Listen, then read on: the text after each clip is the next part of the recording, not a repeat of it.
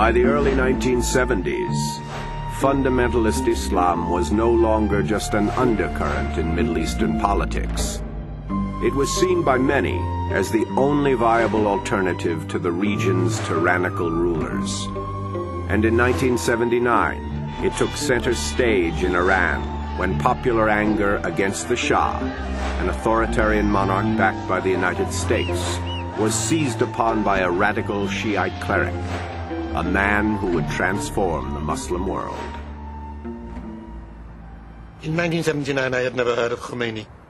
But when his name began to appear in the newspapers, I did what professors normally do. I went to the university library to see if there was anything by him or about him. And there was a book by him called Islamic Government. This is the book which has since been described as Khomeini's Mein Kampf. And it's not a bad description. In his book, Khomeini sets forth his intention to establish a government based on what he described as traditional Islamic practices. These practices, in fact, distorted traditional Islam so much that many considered them heretical. But very few believed Khomeini would actually succeed. People who were demonstrating in the streets of Tehran, a lot of them were like me. They were not calling for a theocracy. They were calling for a change. They were tired of an autocratic ruler. They were tired of corruption that comes with dictatorship. I never heard anyone say, oh, you know, the good old times when they used to cut hands. Never ever. Or the good old time when they used to stone people. I never heard that. He created the illusion that there could be a new sense of identity and pride. The illusion that we're returning back to our own roots and traditions. Of course, it was a false sense of identity, because that sort of identity never existed. He was a very intelligent man, and he realized as soon as he came to power that you can't turn the clock back. You cannot go to the days of the Prophet, but you could use that mythology in order to, gain roots. Now, Khomeini was only one element within the revolution that overthrew the Shah. People often forget that power initially went to westernizing liberals.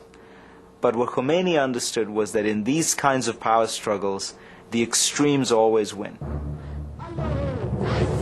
The taking of hostages at the American embassy in Tehran was the pivotal event.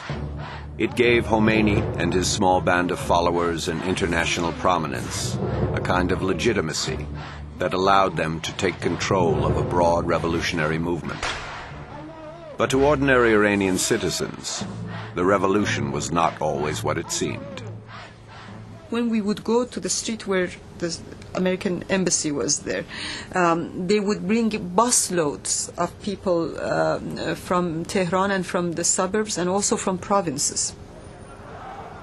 Some of these people didn't even know where they were going, and they would teach them slogans and they would pay for their day there.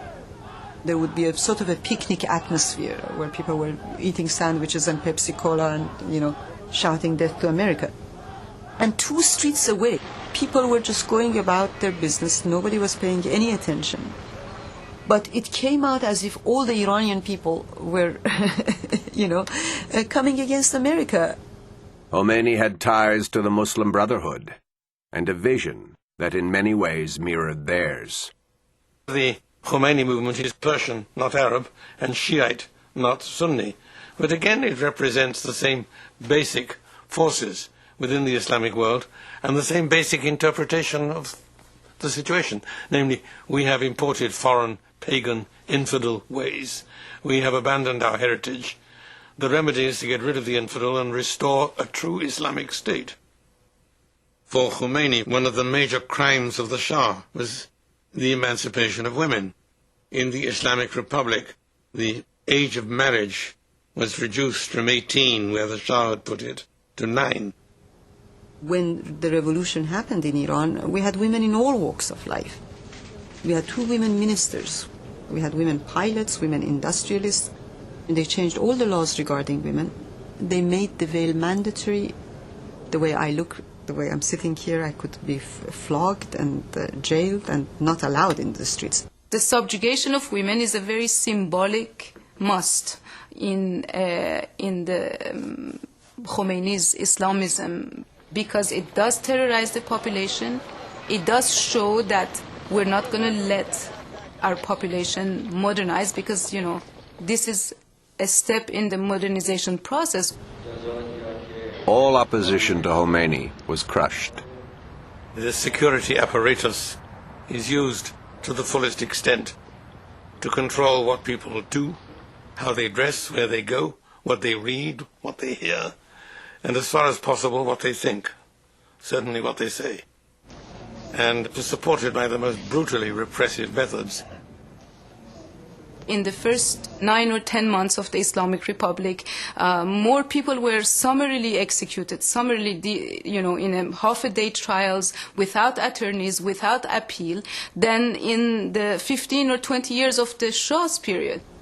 Sometimes you would be going to work and they would be hanging people or stoning people whom they called prostitutes or adulterers. They would call people to come and, watch or participate. Khomeini's revolution had repercussions throughout the entire Muslim world. It marked a major change in ideology, a major transfer of power. For the first time in Muslim history, as far as I'm aware, the professional men of religion control the state. This has never happened before. The clerical hierarchies had their importance, but they never developed to the degree that they did in Christendom. Now, for the first time in Islam, they have the functional equivalent of a pope, a college of cardinals, a bench of bishops, and above all, an inquisition. Khomeini, in a way, invents modern Islamic fundamentalism, by which I mean there have been strands of Islamic fundamentalism around for 100 years. But what Khomeini does is he gives it political teeth. The Iranian Revolution encouraged extremist Islam around the world, but especially in the Middle East. In Saudi Arabia, extremists violently seized the Great Mosque in Mecca. And in Egypt, radicals tried to usher in an Islamic theocracy by assassinating President Anwar Sadat, the hand-picked successor of the great modernizer Jamal Abdul Nasser. Sadat had not only pursued peace with Israel, he had labeled Khomeini a lunatic, offered safe haven to the Shah, and curtailed the holy law of Islam. Sadat's offense was changing things at home by bringing in Western ways and Western laws. He was murdered on a public ceremony. A lot of people said he was murdered because he made peace with Israel. The evidence is that is simply untrue. On the actual moment when he was murdered, the leader of the group who murdered him stood up and shouted proudly, "I have killed Pharaoh." If Sadat's offense was being soft on Israel, that would seem an odd choice of phrase to use. In the Quran, the Exodus story is told much as it is in the Bible. The Hebrews are the heroes, and Pharaoh is the villain. He is an oppressor of God's people, an idolater, a corrupter. In modern terms, a westernizer. I've killed Pharaoh. Pharaoh in the Islamic tradition is the tyrannical, unbelieving ruler. And the pagan idolaters are legitimate targets of jihad. The assassination of Sadat revealed that these regimes that had been coasting on military power, police brutality, oil money, were fundamentally unstable because they had produced within them very large, violent opposition movements, and they had never figured out what to do with them.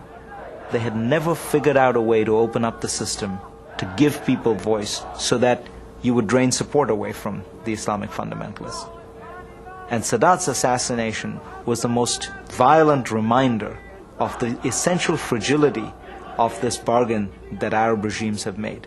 They can maintain themselves in power only as long as they turn the screws down on every oppositional movement, which only makes the opposition more and more violent.